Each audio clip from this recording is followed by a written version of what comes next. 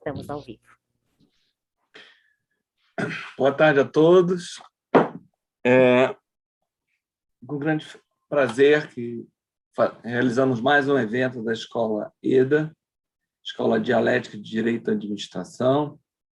Dessa vez nós vamos discutir o polêmico projeto de lei 2337, recente, que o Congresso chama de reforma tributária. Para isso, convidei meus amigos e professores, Lavínia Junqueira, que vai abordar a questão do mercado financeiro, dos investimentos no exterior. Lavínia é especialista nessa área, foi 12 anos diretora do Itaú, quase 8 anos, se não me engano, sócia do Três Roça Satanabe, e agora tem seu próprio escritório.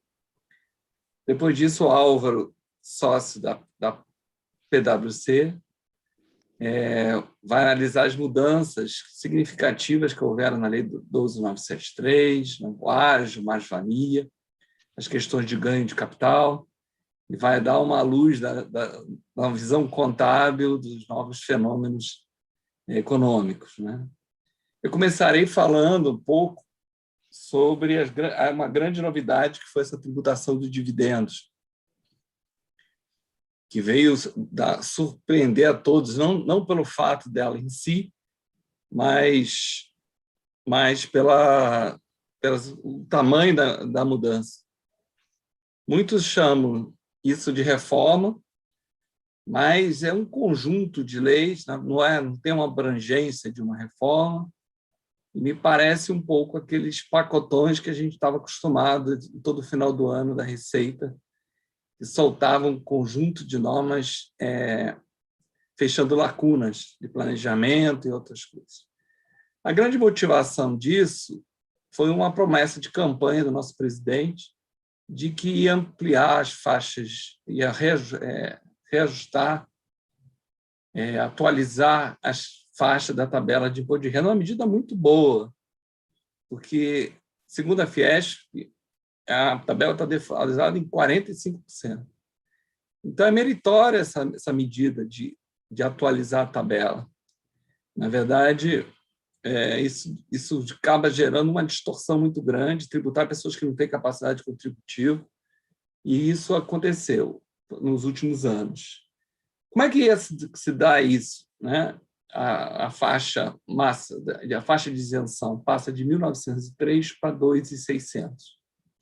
Parece valores baixos, mas atinge uma gama muito grande de contribuintes brasileiros. Para você ter uma ideia, a média salarial é 2.218. Só que, individualmente, para cada contribuinte, esse impacto é muito pequeno. Hoje, o próprio Estadão publicou que, para cada contribuinte, é R$ 7,50 que ele vai economizar. Isso, segundo o ex-secretário da Receita, Everardo Maciel, é um pão de sal, né? Mas, ao mesmo tempo, com o efeito do volume, eu estou mexendo na base da pirâmide, eu tenho um efeito muito grande na arrecadação tributária, né? Dizem que passou os isentos de 10 milhões para 16 milhões. E o governo estimou essa mudança, o impacto de 14 bilhões na arrecadação federal. Um dos primeiros pontos a destacar é como é que esses cálculos são feitos, porque eu fiz de várias formas, não cheguei a 14 bilhões. Mas eu sei que a Receita tem uma equipe muito boa dessas mensurações, mas talvez não seja por isso que se criou todas essas medidas, mas um pouco para gerar caixa para o governo, a partir de 2022, poder pagar os auxílios emergenciais e outras situações. Era interessante que houvesse uma transparência nesses cálculos, né? Então, se criou isso, e como se criou isso, né? Tem sempre um problema um dilema entre equidade e eficiência do sistema tributário. Porque o fato de atualizar a tabela é bom, agora, o que vai pagar a conta? O ideal seria que fosse paga essa conta com redução de custos, de gastos, né? A gente ouve todo dia falar em gastos bilionários, desperdícios. Agora, se decidiu, a opção, a escolha foi tributar o capital. Essa é uma escolha sempre difícil, né? Porque, embora fazer com que as pessoas paguem menos, que têm menos capacidade, é um objetivo até constitucional, tributar o capital num país que tem 15 milhões de desempregados é uma decisão que pode ser muito ruim para o todo, né? E essa foi a solução um pouco adotada.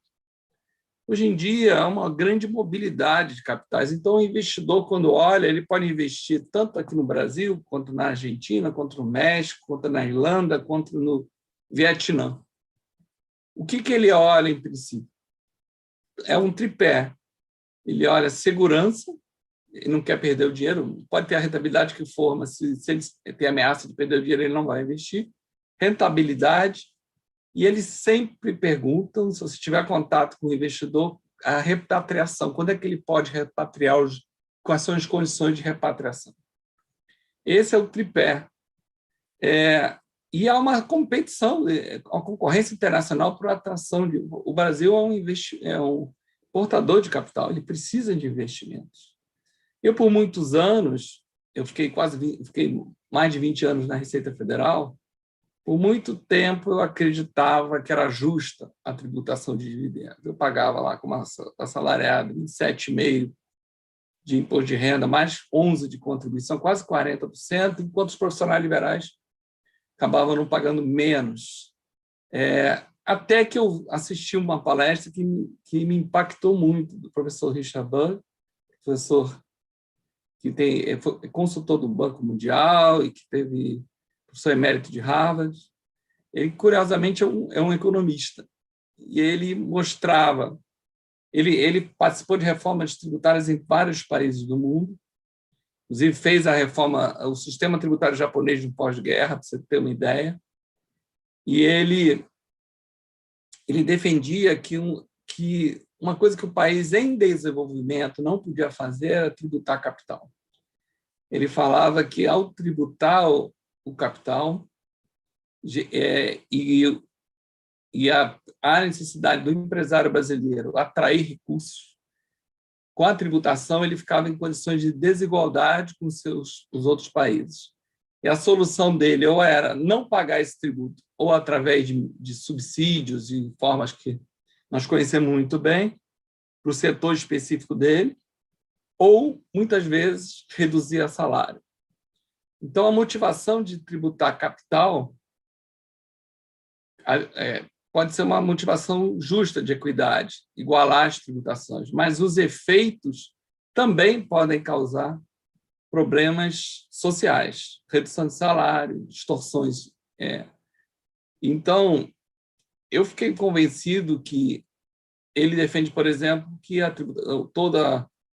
se você quiser fazer um efeito distributivo, deveria ser pelo consumo. Aliás, nós estamos discutindo isso no Brasil.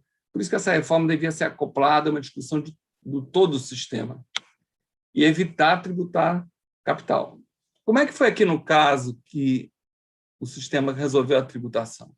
Criando uma tributação de 20% sobre dividendos e havendo uma compensação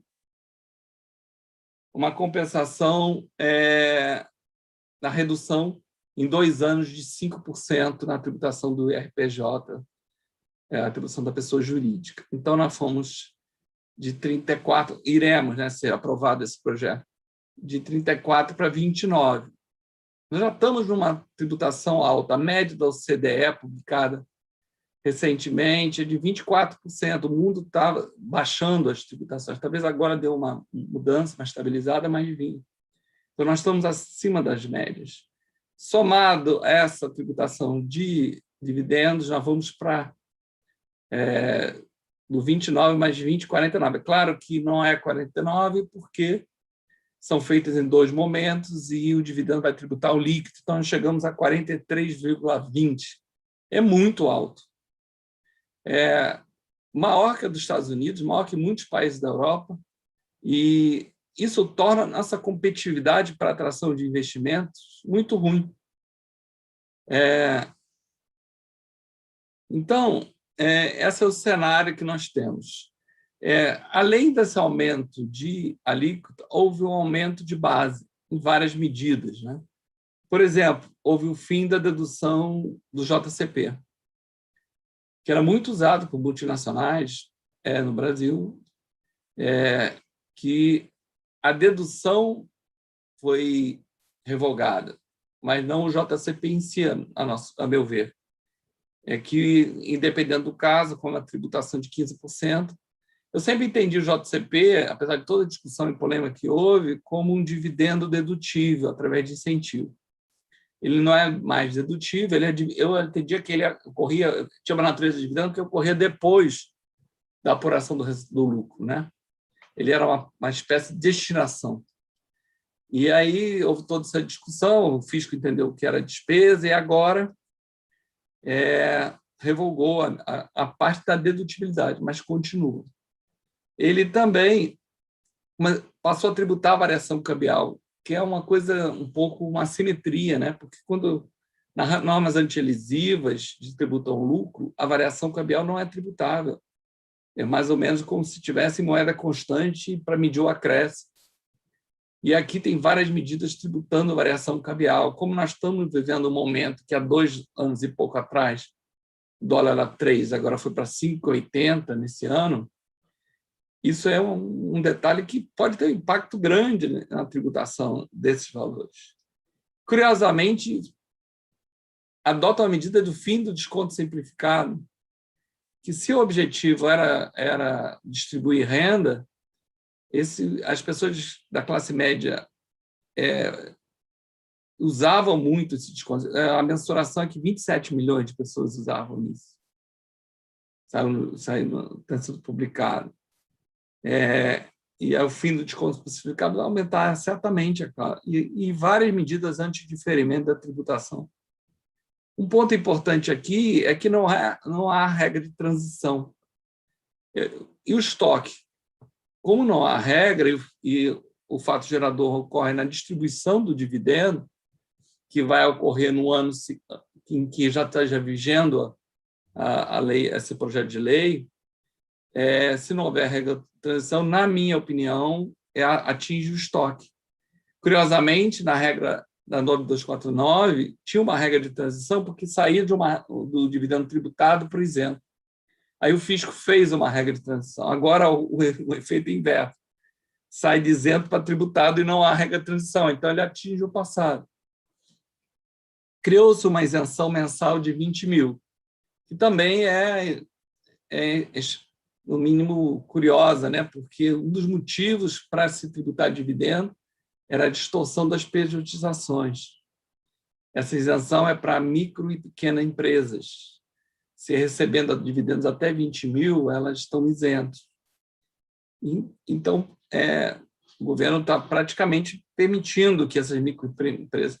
na verdade, isso, na minha visão, vai causar muito litígio, porque a fiscalização atacava esse fenômeno da pejotização analisando a situação concreta, se havia substância, o tipo de natureza do trabalho, se havia funcionário, isso continua. Só que agora, se essa medida for aprovada, eu, por exemplo, por muito tempo trabalhei na fiscalização, provavelmente o fisco vai criar um campo lá na declaração para separar quem é isento. Até para um processo à distância eletrônico, vai cruzar essas informações. Ficou mais fácil fiscalizar. Então, em vez de terminar o litígio, nós vamos passar para uma fase de litígio. Também se permitiu que esse imposto fosse compensado na investidora com as suas próprias distribuições. Isso para evitar bitributação. Evita, em parte. Eu estava analisando por que essa alíquota tão alta, né? Aqui um comentário sobre essa questão do dinheiro no tempo. Porque todo mundo esperava 15% e veio 20%, e não foi bem maior, esperava-se que uma redução e não fosse só 5%. Segundo a Receita, até tem declarado isso, quando tinha a tributação integrada, jurídica e física, eu tinha uma tributação naquele momento. Aqui eu vou ter uma tributação inicial dos 29 e vou ter uma tributação do dividendo, pode ter ou pode não ter, ou espalhada pelos anos, né? Se eu capitalizo, eu não tenho essa tributação. Então, o fisco pensa um pouco nisso, quer dizer, quando eu vou receber. Curiosamente, por que esses valores? Eu fiz uma contazinha que geralmente não é distribuído o valor integral, 100%. A dividendos mínimos obrigatórios para a companhia de sociedades anônimas é 25%. Se nós fizermos a conta com dividendo obrigatório, 25% de 20%, nós vamos chegar a um número próximo, né? 29 mais 5%, 34%, quer dizer, seria um caixa mais recente. É claro que, novamente, chega-se a 32,55% pelo efeito de tributação do líquido, né?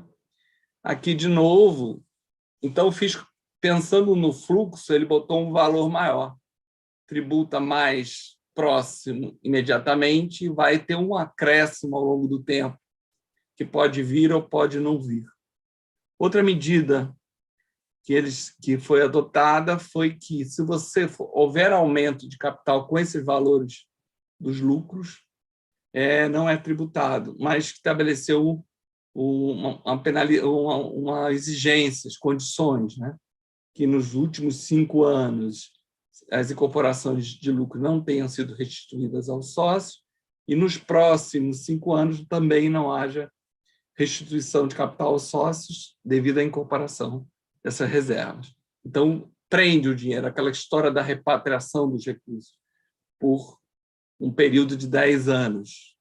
Também atribui o custo a zero dessas ações. Então, no caso de uma venda, nesse período, porque a venda não tem uma regra especial. O problema é que todo o ganho vai ser sem custo.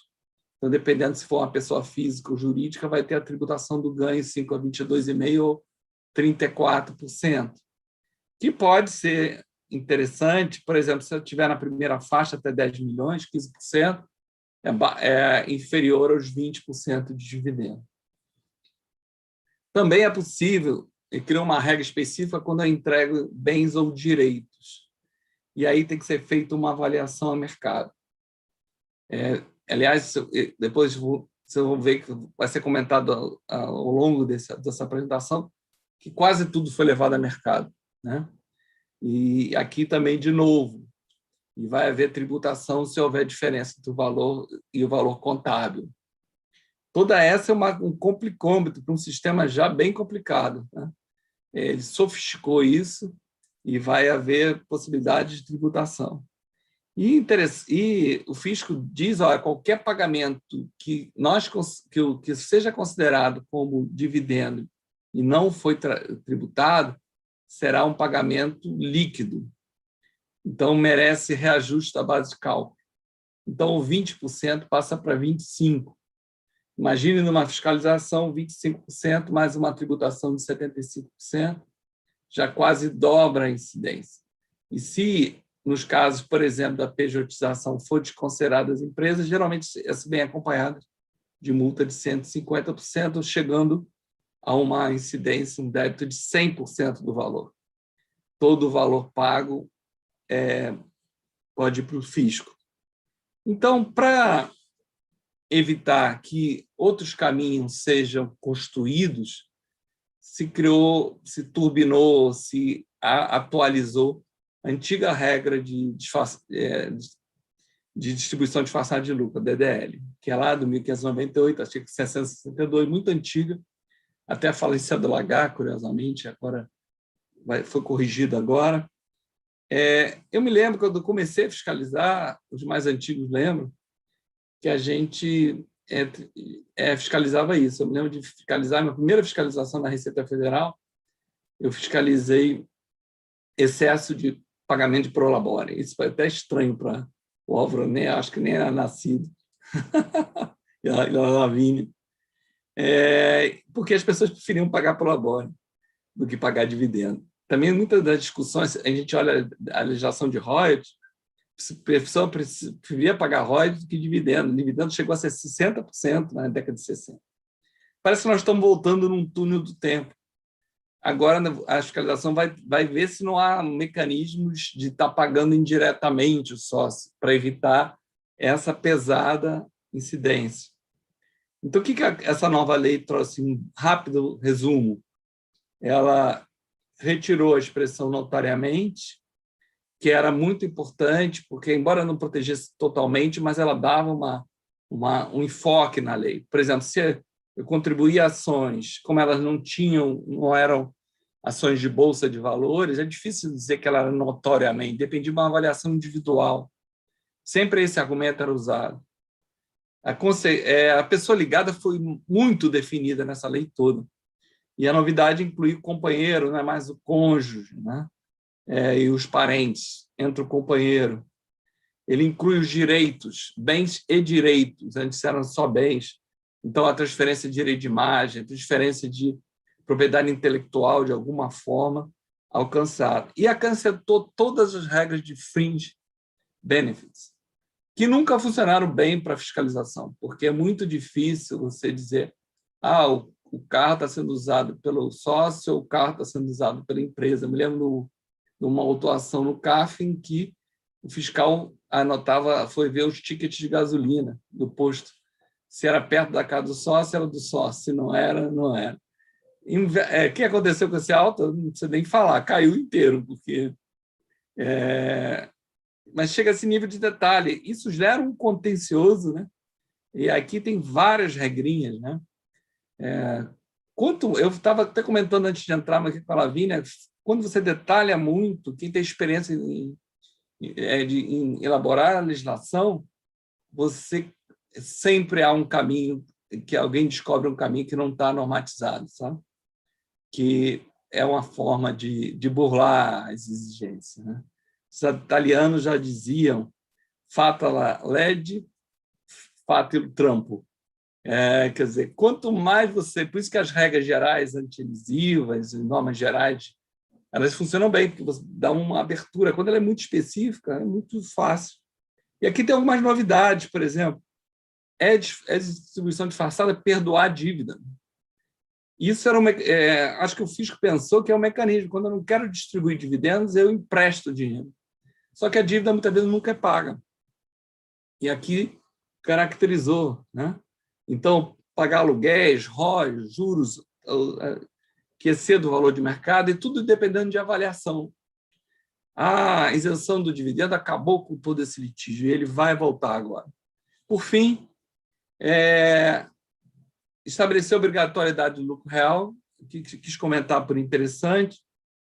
As securitizadoras agora são obrigadas ao lucro real, as factos já eram, havia um litígio grande que as factos migraram para a securitização e agora entrou na lei. Tem até um parecer que aplicava retroativamente, parece 5/2011 da Receita, e agora colocaram na lei. O problema aqui principal é o PIS/COFINS, porque, como lucro real, eles quase não têm muito como deduzir, sai dos 3,65 para os 9,25. Inviabilizou praticamente essas holdings patrimoniais de imóveis próprios, né?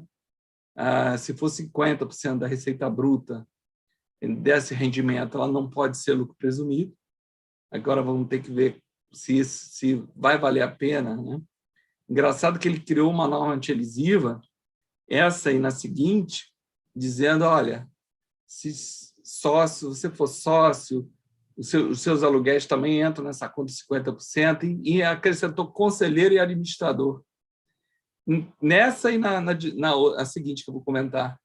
Ou seja, se o conselheiro do Conselho de Administração tiver um imóvel alugado, entra nessa conta, né? E administrador também. Eu acho que o fisco está mirando naquelas questões de responsabilidade, questões como essa. E, por fim, essa aqui realmente é uma grande, que talvez não tenha passado tão atenta, mas para quem trabalha nesse segmento é muito importante.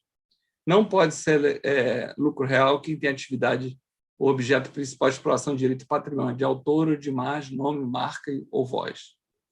Quem explora direito de imagem, muito comum, jogadores de futebol, artistas, apresentadores de televisão, não pode ser mais lucro presumido. Isso leva a tributação para quase 50%, inviabiliza. Na verdade, recentemente, o Código Civil 960A criou a possibilidade de uma IRL explorar direito de imagem, querendo que ela fosse explorada por uma empresa, mas agora, com essa tributação, ficou muito difícil ser competitivo. Até as opções são ser pessoa física, né? E não explorar, quer dizer, o direito de imagem. A direito de imagem não se confunde com prestação de serviço, então quem faz isso através de uma prestação de serviço está desvirtuando o Instituto, e foi uma grande e efetiva modificação. Seriam esses uma rápida abordagem sobre a primeira parte da lei. Agora, vocês devem estar curiosos também para ouvir os segmentos. Eu passo a palavra a Lavínia Junqueira para falar um pouco sobre o mercado financeiro e as alterações na tributação internacional. Muito obrigada, Marcos, por essa oportunidade. E, de fato, é assustador que uma norma, né, com tantas novidades e algumas lacunas, né, e que possam gerar uma assimetria muito grande aí na tributação de holdings, e muitas vezes holdings não familiares, né, holdings até de capital aberto, e uma assimetria muito grande dessas empresas que exploram imóveis, cujo sócio vai acabar sendo tributado em mais de 50%, versus a tabela progressiva que tem um teto de 27,5%, né? E a gente não ter tempo, eventualmente, de fazer a discussão legislativa adequada para eventuais ajustes nessa norma, né? Assim, espero que o Congresso, a Câmara, o Senado, dê esse tempo para o debate democrático, né? Que não seja já na primeira casa aprovado até o dia 15%, como se pretende, né? Mas as assimetrias não ficaram até limitadas ao dividendo, né? Na parte de investimentos, a gente também tem novidades que elas visam, por um lado, simplificar a tributação dos investimentos e, por outro lado, também aumentar um pouco a arrecadação em alguns investimentos, né? No lado da simplificação, a gente tem a intenção de os resultados de renda fixa e renda variável, a partir do ano que vem, ficarem tributados pela mesma alíquota de 15%. E no caso de renda variável, que hoje os investidores têm que apurar os impostos mensalmente, eles poderão apurar apenas trimestralmente. Na renda fixa, continua sendo apurado no resgate, né, e na venda, porém, com exceção para os fundos de investimento, né. E aqui, em relação aos fundos de investimento, começa a primeira assimetria, né. A legislação nova, ela pretende tributar na fonte, em 15%, os rendimentos dos fundos de investimento imobiliários. Hoje, esses fundos têm uma boa parte deles isentas, atendendo a certas condições legais, eles são isentos, e a partir do ano que vem, eles passam a ser tributáveis na fonte, em 15%, sendo que o que houver de rendimentos acumulados tem que ser tributado em janeiro, né? Qual o problema disso, né? O problema é que os fundos, eles competem com outros títulos, que são os CRIs, CRAs, LCIs, LCAs, que continuam isentos por pressão até mesmo do setor agrário, né? Esses títulos continuaram isentos, e os fundos que investem também nesses títulos vão passar a ser tributáveis, né? Os fundos de investimento imobiliários também que investem em SPEs imobiliárias, eles também vão ser tributados no dividendo, né? Depois ele, em tese, deveria poder compensar esse imposto de dividendo com o que ele paga para o investidor, né? Mas, de qualquer maneira, ele também estará pagando imposto superior a quem detém diretamente as CRIs e CRAs, né? Então, isso para os fundos imobiliários, né? Acredito que tenha sido alguma coisa colocada na legislação para tirar, né? Porque não faz sentido que CRIs sejam isentas e fundos imobiliários sejam tributáveis. Hoje já existe uma norma anti-elisiva também no âmbito dos fundos imobiliários, que diz que os fundos que tenham cotistas com mais de 25%, que sejam empreendedores ou construtores dos empreendimentos detidos pelo fundo, já são tributáveis como pessoas jurídicas. Essa norma continua. Tá? Depois, em relação aos outros fundos, hoje em dia, nós temos uma diferenciação entre fundos de renda fixa e de renda variável. Os fundos de renda fixa abertos, que podem ser resgatados a qualquer momento, hoje em dia eles têm come-cotas semestrais e as alíquotas deles vão de tributação de 22,5% a 15%, dependendo do prazo. Esses fundos para os rendimentos a partir do ano que vem ficariam tributáveis em 15%, com um come-cotas anual apenas, ou seja, anualmente verifica-se o que se ganhou no fundo e paga-se 15%. Tudo que for o rendimento acumulado até 31 de 2 de 2021, continua a alíquota de 22,5% a 15%. Né? Esses são os fundos de renda fixa de capital aberto.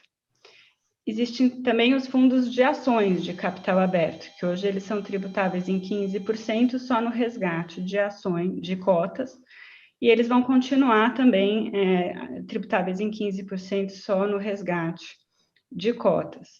Aí existem hoje em dia os fundos fechados, que são aqueles que não podem ser objeto de resgate de cotas a qualquer momento. Precisa haver uma deliberação do fundo para que a cota seja amortizada, ou o fundo precisa chegar ao fim do seu prazo para que ele seja liquidado e os rendimentos pagos aos cotistas. Esses fundos hoje são tributados apenas na amortização ou liquidação. E a nova regra propõe que os fundos sejam tributados também anualmente pelo come-cota sobre a variação da cota. Né? Isso no caso especificamente dos fundos de renda fixa e multimercados. E a norma propõe que o que houver de acréscimo no valor da cota em 1º de janeiro seja tributado. Tá? Essa tributação pode ocorrer em janeiro, e aí se for pago em janeiro, o estoque de rendimentos é tributado a 10% e não 15%. Se for pago até maio, aí é tributado em 15%. Né? Isso os fundos de renda fixa e multimercado. Essa norma de fundos fechados não está fazendo uma exclusão para o pagamento do imposto do estoque e anual quanto aos fundos de ação. Tá?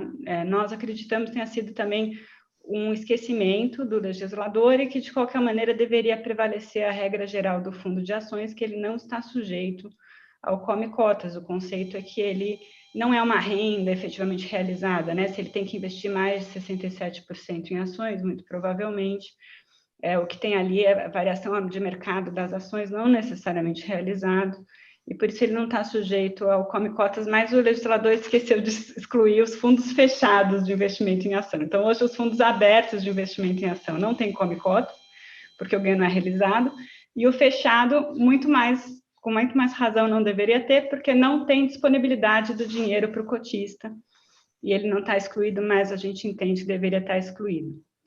Nesse âmbito de fundos, a gente vai ter uma certa ineficiência também em relação aos dividendos, porque os fundos que hoje são isentos sobre os dividendos e também sobre os juros sobre capital próprio, passam a ser tributáveis nos dividendos.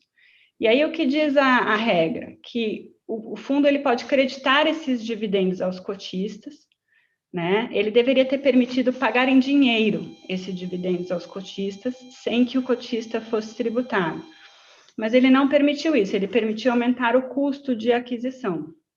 Né? Significa que o investidor continua sendo tributado no resgate. Né? Como a gente tem situações de fundos que investem em outros fundos que investem em outros fundos, e fundos que são detidos por pessoas jurídicas, esse mecanismo de aumentar custo de aquisição, ele não evita dupla tributação. Eventualmente pode gerar dupla tributação. Então, também uma outra coisa que a gente entende que faltou nessa norma foi permitir que se creditasse em dinheiro. A gente acredita que tenha sido um esquecimento. Tá? Então, isso para fundos, e em relação a fundos, a gente tem também alterações nas normas dos fundos de investimento em participações, né? Hoje em dia, a norma contábil da CVM, ela separa os fundos em fundos entidade de investimento e fundos patrimoniais. Não existe uma clareza absoluta sobre como se diferencia um do outro, mas, no geral, um fundo de entidade de investimento é um fundo que é gerido por um gestor profissional, discricionário, tem um plano de investimento e de desinvestimento, e o gestor tem autonomia para tomar as decisões. O fundo adquire coisas que não eram dos cotistas, né? E o fundo patrimonial seriam todos os outros fundos, tá? Aqueles em que normalmente o cotista fez contribuições de empresas para o fundo, ou as empresas estão ligadas aos cotistas, ou os cotistas têm influência na administração do fundo. Esses fundos patrimoniais, eles passarão a ser tributados como pessoa jurídica a partir do ano que vem, e teriam que fazer o pagamento em 15%, sobre a renda, em tese, que estiver na cota do fundo, auferida até 1º de janeiro. Tá? E os fundos da entidade de investimento, eles passariam a ser tributáveis quando o que eles realizarem da venda de investimentos superar o capital que foi contribuído pelos cotistas para o fundo, ou seja, tudo que realiza primeiro é capital, e o que superar o capital seria ganho de capital, e pagar-se-ia 15%, e aí ele não tem que pagar imposto sobre o estoque, né? Aqui, os investidores vão ficar bastante na mão dos administradores para interpretar que fundo é entidade patrimonial e que fundo é entidade de investimento, né? Então, essas foram as principais alterações para os fundos de investimento. Então, acaba o diferimento dos fundos fechados, exceto os fundos de investimento em ações. Tá? E tem que separar a liquidez para pagar em janeiro, senão vai ter que pagar 15% em vez de 10%. Né? E a gente teve muitas alterações na forma de tributar os investimentos feitos no exterior pela pessoa física. Né? Hoje, a pessoa física que mantém o depósito à vista em conta no exterior é isenta sobre a variação cambial. O projeto propõe tributar a variação cambial, e aí eu tenho entendimento que essa tributação é no mínimo anualmente ou quando o dinheiro for utilizado, né? Então, perde essa isenção. Uma segunda questão é que, hoje em dia, as pessoas que moravam no exterior e vieram para o Brasil e tinham ativos adquiridos no exterior na qualidade de não residentes eram isentas de imposto sobre esses ativos que foram adquiridos na qualidade de não residente. Né? E agora essas pessoas passam a ser tributáveis, e como não há uma exclusão, né, não há uma proteção do estoque, inclusive pelo estoque dos investimentos. Então, quem morou no exterior, adquiriu bens na qualidade não residente, tem que olhar esse ano para realizar os ganhos, porque a partir do ano que vem eles serão tributáveis, né? E também a norma, ela cria uma tributação anual sobre lucros que pessoas brasileiras auferem em investimentos em entidades no exterior. E aí ela pega entidades que têm personalidade jurídica, não têm personalidade jurídica, inclusive trusts, quando a pessoa brasileira controla o veículo, e por controle é considerado também quando tem mais de 50% da participação econômica, a própria pessoa ou a pessoa e suas partes ligadas. Uma condição para essa tributação anual é que o veículo esteja num paraíso fiscal ou num regime de tributação privilegiada. E a norma impede reestruturações societárias e sucessórias no exterior a partir do ano que vem, porque a partir do ano que vem essas reestruturações teriam que estar sujeitas a pagar o imposto do ganho acumulado e não realizado em relação ao estoque, tá? O que a gente entende? A gente entende que continua sendo importante ter um veículo de investimento no exterior, não fazer o investimento pela pessoa física, porque o que basicamente a norma diz é que você tributa o ganho em moeda estrangeira anualmente, pelo menos anualmente, ou na data que for feito o balanço, se for um balanço em periodicidade inferior a 1 ano, né? Mas é o ganho em moeda estrangeira. A gente entende que, se tiver uma perda, você pode compensar a perda, né? Porque vai estar no balanço da empresa. Então, você vai pagando sobre o ganho em moeda estrangeira a variação cambial fica protegida da tributação até a efetiva realização. Isso já dá um benefício. Existe um benefício ainda de fazer um planejamento de governança e sucessório melhor para os ativos no exterior. Mudanças de ativos e de planejamento sucessório deveriam ser adiantadas para este ano, para evitar uma realização do estoque de investimentos a partir do ano que vem. E ainda existem algumas jurisdições que não são regimes privilegiados ou paraísos fiscais, embora possam vir a ser caracterizadas no futuro. Então, também, dependendo do tipo de investimento e da substância que se tenha, pode-se considerar jurisdições que não seriam afetadas por essa nova norma. Uma grande consideração em relação a isso também é que passa-se a existir uma norma de trusts, né, que diz que os trusts, enfim, sujeitos a essa tributação, mas uma norma incompleta, né, porque não considera que existem trusts que são criados apenas como uma alternativa a um testamento, existem trusts em que a pessoa não tem qualquer disponibilidade de lucro, então também é uma norma incompleta nesse sentido. Em relação aos investimentos no exterior, a nossa interpretação é que o estoque não está afetado, porque o estoque seria apurado no balanço de 31/2 de 2021, e, portanto, o dividendo do estoque, né, o lucro do estoque de investimento seria tributado só na realização, o que é consistente também com a opinião do STF aplicável a pessoas jurídicas, né, de que o investimento só pode ser tributado para o futuro, o estoque não poderia ser tributado, né? Então, e aí, em termos de investimentos, o que houve assim, de benefício, em tese, né, um benefício teórico, da pessoa física que detém imóveis na pessoa física, ela poderia optar por pagar o ganho de capital acumulado e não realizado nos imóveis até abril do ano que vem, a uma alíquota de só 5%. Porque o que eu digo que é teórico, porque dependendo da data de aquisição do imóvel, existem reduções na tabela do ganho de capital de imóveis atual, que permitem que a pessoa pague menos que 15%. Então, tem que ser feita a conta, mas para quem pretende vender o imóvel e teria que pagar mais que 5%, pode ser interessante pagar 5% até abril e atualizar o custo de aquisição. Essas são as principais alterações de aplicação financeira. Tem mais, mas o meu tempo acabou. Muito obrigada a todos. Lavínia, comenta uma bem interessante, que é o bens que tem origem no exterior. Na verdade, eles não eram tributados no ganho de capital. Essa foi uma mudança grande, né? Exatamente. Comentar um pouquinho?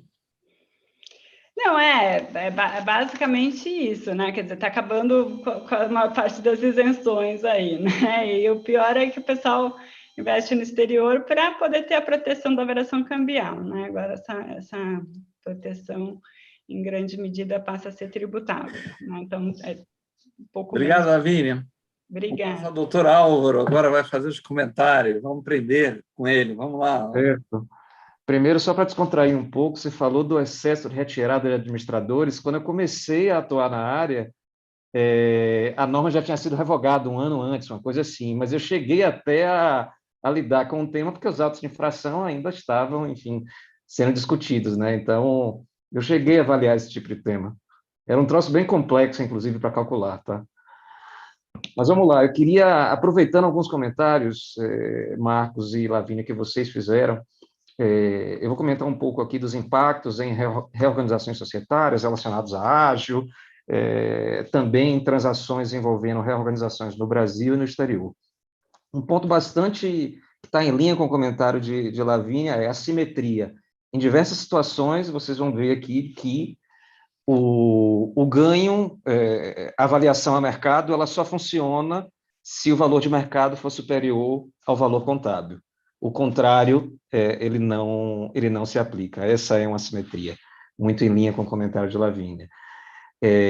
A outra questão também, Marcos, você falou de que a reforma não seria necessariamente uma reforma. Estou totalmente de acordo, porque, ao que parece, na verdade, é uma alteração, né, da lei tributária. Então, até porque diversas questões, outro aspecto que Lavínia também comentou foi a tributação de pessoa física em investimentos no exterior, né? Eu me recordo que na MP 627 chegou a ser, na época da discussão da MP 627, aliás, na primeira versão dela, existia algum texto de tributação de lucros oferidos no exterior para a pessoa física, tá? Então, e agora acabou retomando.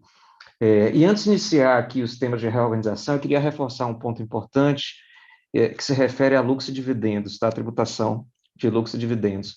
Da forma que o projeto está redigido, ele vai alcançar, inclusive, lucros acumulados para as limitadas e reservas de lucros para as SAs que tenham sido formados antes da vigência da lei. Então, tal como escrito, o lucro de 2021, por exemplo, se distribuído em 2022, ele vai estar sujeito à incidência de IR na fonte a 20%, caso, de fato, essa alíquota prevaleça. Eu acredito que o mais adequado seria justamente estabelecer uma regra, como foi feito lá no passado, que os lucros gerados a partir da vigência da lei, e para ser ainda mais preciso, para exercício social, lucro decorrente de exercício social iniciado a partir da vigência da lei. Porque a gente vai muito no dia a dia pensando, o exercício social coincide com o ano civil. Não necessariamente, tá? Há diversas empresas, seja por conta da dinâmica do negócio, por exemplo, o agronegócio não raro, você tem um exercício social que diverge do ano civil. Então, acho que esses são pontos importantes. Entrando nas questões de reorganização, a primeira delas é a redução de capital. A redução de capital é algo que é bastante utilizado para fins, inclusive, de reorganizações internas, até porque a redução de capital, da forma que consta hoje na lei, ela é neutra do ponto de vista tributário, na medida em que você faça essa transação a custo contábil. Então, em se fazendo a custo contábil, não há ganho de capital decorrente dessa transação. E o projeto de lei endereça a seguinte questão: qualquer transação envolvendo redução de capital in natura, naturalmente tentando focar muito em redução de capital com imóveis, com investimentos, ela deve ser feita a valor de mercado, sendo que, se o valor de mercado for superior ao valor contábil, essa diferença vai ser oferecida a tributação, mas se o valor de mercado for inferior ao valor contábil, prevalece o valor contábil. Tá? A perda, na verdade, ela não é dedutível, mais uma vez a questão da simetria, né, Lavínia, que aqui se aplica. Eu acredito que o objetivo desse dispositivo aqui foi endereçar aquele tipo de planejamento onde a pessoa jurídica reduzia o capital para a pessoa física, que, por sua vez, vendia o bem para terceiros. Dessa forma, você conseguia substituir uma tributação de 34% para uma faixa de 15% a 22,5%. Eu não vou entrar aqui no mérito evidentemente, há de existir propósito negocial. Se não houver isso, de fato, a gente tem um problema, mas admitindo que há um propósito negocial, essa é uma transação, um tipo de planejamento que era válido. Ocorre que, da forma que foi endereçado aqui, acabou sacrificando todo mundo, inclusive aquele contribuinte que, dentro do grupo econômico, quer fazer uma redução de capital, porque, enfim, entende que não é necessário que o investimento X ou que o imóvel Y esteja alocado naquela pessoa jurídica, esteja alocado ali, ele quer reduzir o capital para transferir para a holding. Não houve nenhuma geração de riqueza, esse bem não foi vendido de forma subsequente para terceiros, e ainda assim essa transação tem que ser feita no mercado. Importante lembrar que o que me leva a crer que esse foi o propósito é que no aporte não há algo semelhante, embora seja também uma alienação, né? A redução de capital é uma alienação, o aporte também é uma alienação. Mas no aporte no Brasil, diga-se de passagem, somente no Brasil, ele não está alcançado por essa regra, somente a redução de capital. Então, esse é um aspecto extremamente importante. Seria bastante adequado se a regra, ela poderia até, como talvez um contexto de uma norma anti-elisiva, de aplicar essa regra caso, de fato, num período pós-redução de capital, o acionista revendesse esse mesmo bem. Então, poderia eventualmente fazer algum sentido. Outro aspecto aqui importante, eu queria focar agora nas questões envolvendo tributação no exterior. tanto Marcos e Lavínia, vocês falaram da variação cambial. Na pessoa jurídica não é nada diferente, sobretudo quando ela tem investimento no exterior. Hoje, quando uma pessoa jurídica tem investimento no exterior, ela tem que avaliar esse investimento, desde que haja pelo menos uma influência significativa, avaliar pelo método da equivalência patrimonial, e, naturalmente, a variação cambial compõe o custo desse investimento. Hoje ele está registrado lá no balanço, naquelas linhas no patrimônio líquido, inclusive. Ele não é nem resultado, ele só vai para o resultado quando, de fato, você aliena o investimento. Pois bem, em eventos de reorganização intragrupo, é comum que um determinado investimento no exterior seja aportado em outro e por aí lá vai. Aqui, a regra está dizendo que qualquer alienação, a variação cambial não compõe o custo do investimento. Tá? Algo também que, de fato, acaba trazendo um encargo, sobretudo para as multinacionais brasileiras ou até empresas, enfim, locais que tenham alguma presença no exterior, não necessariamente as multinacionais brasileiras de grande porte. Esse aspecto, somado ao fato de que, quando há, e aí eu estou tentando exemplificar para tentar deixar mais claro essa questão que é um pouco etérea, onde você reorganiza internamente a sua estrutura societária. Digamos, você tem uma holding na Holanda ou no Luxemburgo e você tem investimentos, um investimento, por exemplo, operacional no Chile. Você concentra todas as participações societárias nessa holding holandesa ou no Luxemburgo. Esse evento tem que ser feito a valor de mercado. Essa integralização de capital in natura, para fins fiscais, ele tem que ser feito a valor de mercado. E mais uma simetria, isso não vai coincidir com o aspecto contábil. Por quê? Porque dentro de casa não se admite uma geração de riqueza quando há uma transação intragrupo. Então, é algo que a contabilidade não vai capturar, ele vai ser um evento tributável exclusivamente na apuração fiscal, e somado à questão da variação cambial do investimento, acaba que o ganho de capital ele pode ser bastante elevado, e não me parece fazer sentido, porque o Brasil adota uma sistemática de tributação de lucros auferidos no exterior que é muito ampla. Desde que é investida no exterior, apure lucro, o Brasil tributa imediatamente. Então, ainda que a intenção fosse aportar, concentrar as participações societárias dos diversos investimentos numa holding e depois essa holding revender os investimentos, ainda assim, o Brasil vai capturar exceções quando se trata de tratado, que você tem que avaliar a compatibilidade do tratado com a lei interna. Mas, a grosso modo, esse tipo de transação, o Brasil iria capturar, sim, o lucro oferido por essa holding, em tese seria oferecida a tributação, ou seja, não haveria nenhum prejuízo para o fisco, e aqui o que acontece? Você acaba precipitando, e por vezes você está diante de uma situação na qual não há necessariamente uma geração de riqueza, foi uma mera reorganização intragrupo. Então, as multinacionais brasileiras vão ter, de fato, bastante trabalho caso a lei o projeto de lei seja aprovado como tal. Um outro ponto importante também se refere à questão do ágio, né? E aqui a gente precisa separar o que é goodwill propriamente dito e o que é mais-valia. Pelo texto aqui do projeto de lei, operações de aquisições até 31 de dezembro de 21, cuja respectiva incorporação, fusão e cisão tenha ocorrido até dezembro de 22, essa é a data de corte. Até essa data, continua o critério de amortização, de mais-valia e de ágio, conforme a regra antiga. A partir dessa data, vai ser vedada a amortização fiscal do goodwill.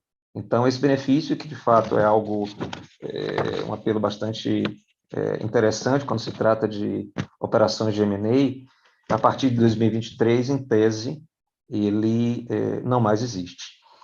Algo também bastante curioso que aconteceu é que, quando existe um movimento de aquisição, um movimento de aquisição de empresas, por razões práticas, inclusive. Imagina uma grande empresa adquirindo uma outra grande empresa. Do ponto de vista prático, embora no papel seja tudo, você consiga fazer enfim, no estalar de dedos, do ponto de vista prático é difícil integrar duas grandes companhias. Então, você faz a aquisição e logo após, e tenta, enfim, equalizar as práticas operacionais, administrativas, etc., de mercado e tudo mais. Durante esse tempo, existe a amortização da mais-valia. E, quando ocorre a incorporação, o benefício da mais-valia, ele considera o saldo na data da aquisição. Agora, conforme consta do projeto de lei, se aprovado dessa forma, o benefício só vai ser tomado considerando o saldo no momento dessa incorporação, ou seja, o contribuinte acabou perdendo aqui 1 ou 2 anos, que foi justamente o período, nesse exemplo aqui, que eu mencionei, o período em que, por razões de ordem prática, o contribuinte acabou não promovendo a integração societária das empresas. Ainda nessa linha, custo de aquisição, algo também curioso. O custo de aquisição relacionado a investimentos, ele acaba sendo diminuído gradativamente.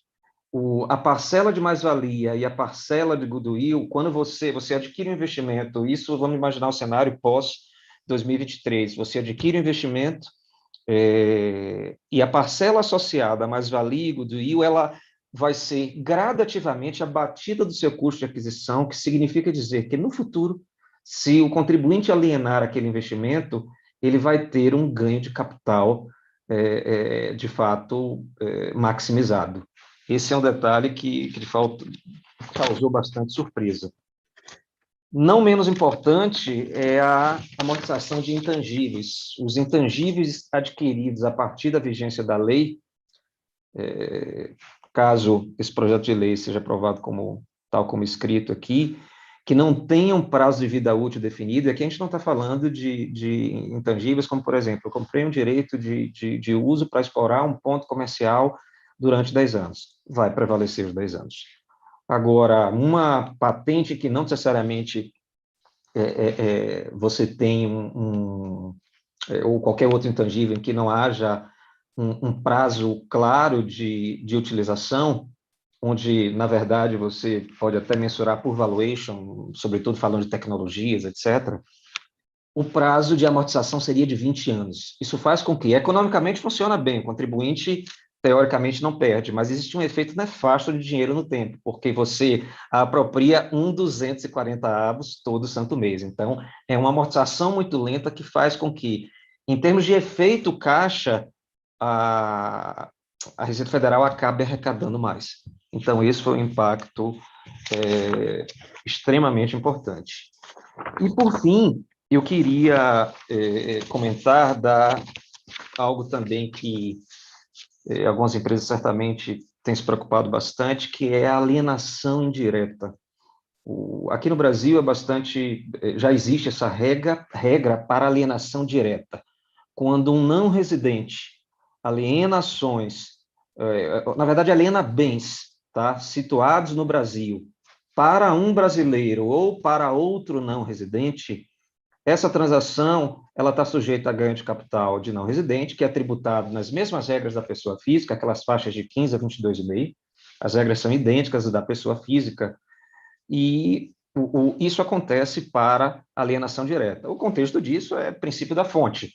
Se o bem está localizado no Brasil, a renda derivou de uma transação com esse bem, caberia ao fisco brasileiro tributar a sua parcela, ainda que seja uma renda oferida por um não residente.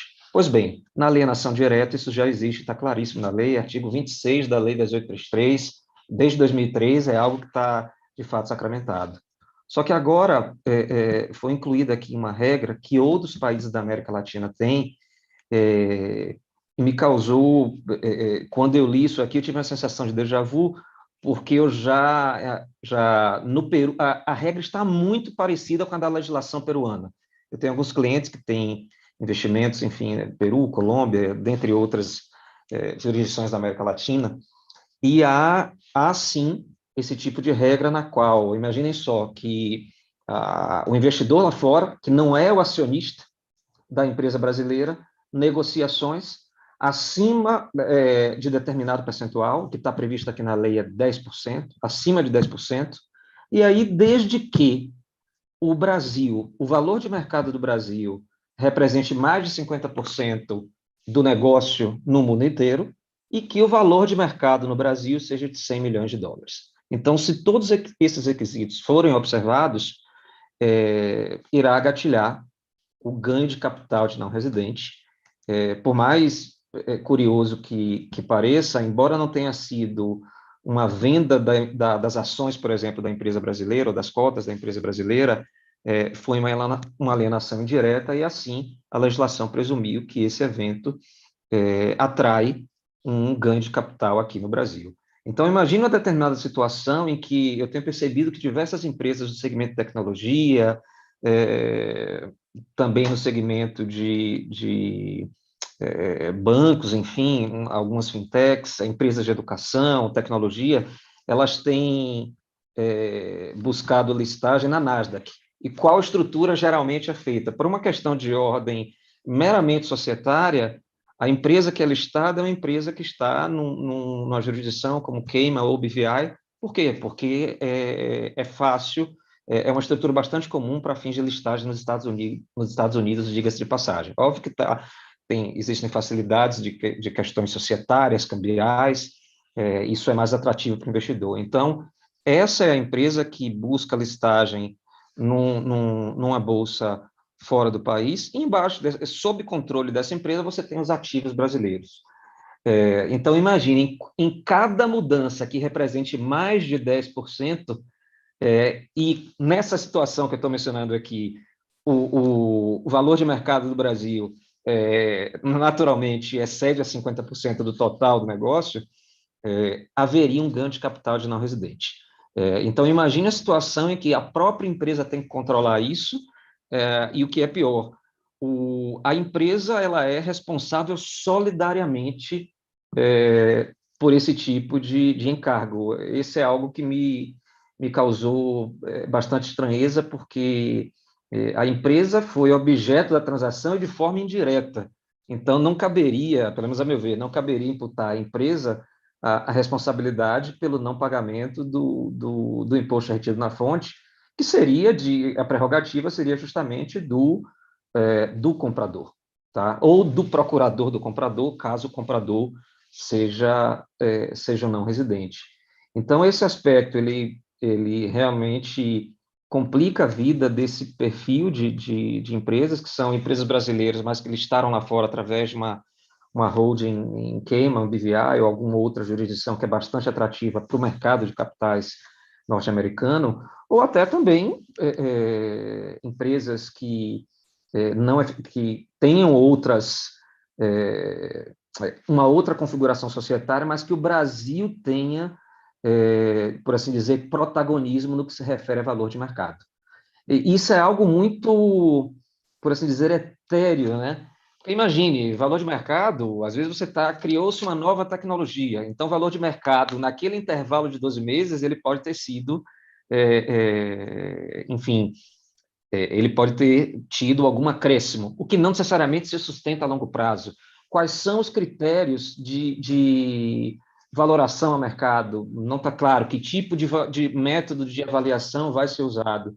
Então, esse é o tipo de coisa que, a meu ver, pode acabar gerando contencioso. Me parece que seria mais razoável estabelecer esse tipo de regra, já que é um dado, a regra está aqui, se o objetivo é justamente criar uma regra nesse sentido, pelo menos que se faça numa situação em que há mudança de controle. Quem havendo mudança de controle, efetivamente é algo que a própria investidora vai estar sabendo, quer dizer, vai mudar o acionista, enfim, o beneficial owner, que está lá em cima na cadeia societária, que vai controlar todo o grupo econômico. Nessa situação, a empresa no Brasil, que é objeto indireto da transação, tem ciência. Agora, imagine uma empresa que está aí, enfim, listada em mercado, etc., e que não tem domínio do que acontece no perímetro do acionista, e sendo a administração responsável, na verdade, é a companhia brasileira responsável solidariamente. Então, é algo que, de fato, eu vejo como de difícil controle, principalmente. Esses são os principais assuntos de reorganização societária, Marcos. Não sei se você Deixa eu fazer tem... um comentáriozinho nessa alienação indireta que está me incomodando, né?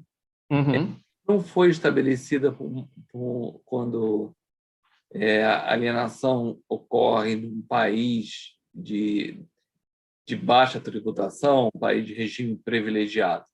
Ela não faz especificação. Eu posso ter, Não. por exemplo, uma empresa que investe, tem um ativo no Brasil que está na Espanha, por exemplo, que tem alta tributação. E aí eu vendo, um acionista espanhol vende para um americano, por exemplo. Uhum. Ele está vendendo ações, ele não está vendendo um ativo. Perfeito. A fonte produtora da renda que autoriza a tributação está se formando em outro país. Quer dizer, qual é a competência do Brasil para tributar isso?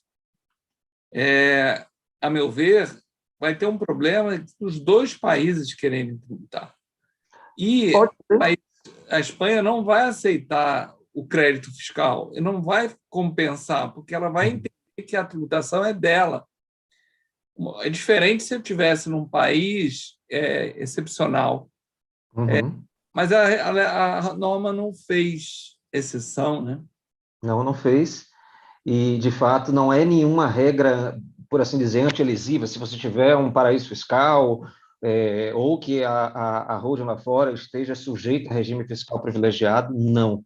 É uma situação corriqueira, uma holding numa jurisdição regular, por exemplo, ou o acionista lá em cima, seja na Europa, seja no mercado norte-americano, na Ásia, em qualquer canto, havendo alguma transação que gatilhe, olha, mais de 10%, que o Brasil represente mais de 50% do negócio mundial e que o valor de mercado do Brasil exceda 100 milhões de dólares, você tem um ganho de capital indireto.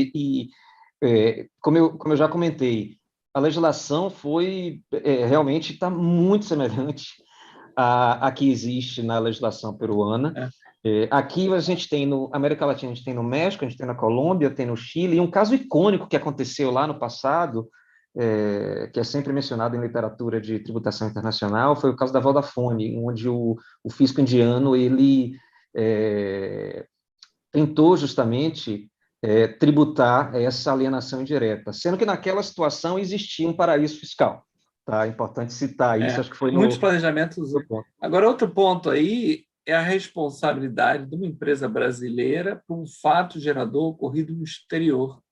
Pois é. Eu acho que também isso aí tem um problema. Eleger responsáveis é matéria de lei, mas é eleger um sujeito passivo para aquela relação jurídica que se construiu fora. Se tivesse um caso de fraude ou um caso de caracterização da empresa, a operação podia ser tida como de uma outra forma, qualificada de uma outra forma, mas sem esses elementos, como é que eu posso responsabilizar uma empresa brasileira por um fato ocorrido no exterior? Eu acho estranho também, vai ter muito pano para manga aí, nessa discussão dessa lei. Tá bom? Acho que nós já estamos com o tempo terminado. Agradeço muito a vocês dois. Eu aprendi muito aqui, foi muito interessante. Nós tivemos um tempo relativamente... e é muita modificação. Mas eu acho que foi muito produtivo. Agradeço muito a vocês e agradeço a quem está nos ouvindo e desejar a todos um restante de noite agradável e uma boa noite a todos. Muito obrigado. Boa noite. Obrigada, Marcos.